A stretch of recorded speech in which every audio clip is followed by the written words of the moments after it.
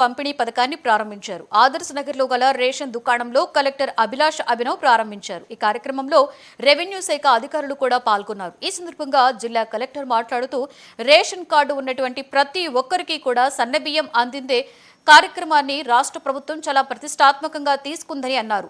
సన్నబియ్యంలో అనేక పోషకాలు, విటమిన్లు కూడా ఉంటాయని తెలియజేశారు.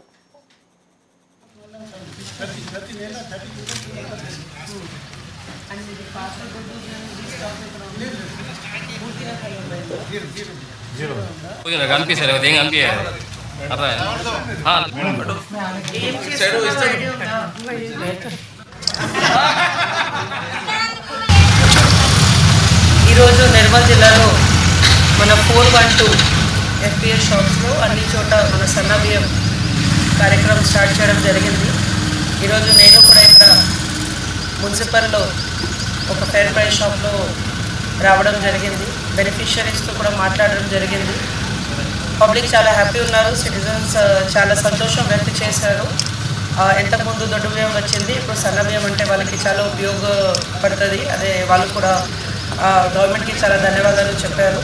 నాతో పాటు ఇక్కడ కౌన్సిలర్ అందరూ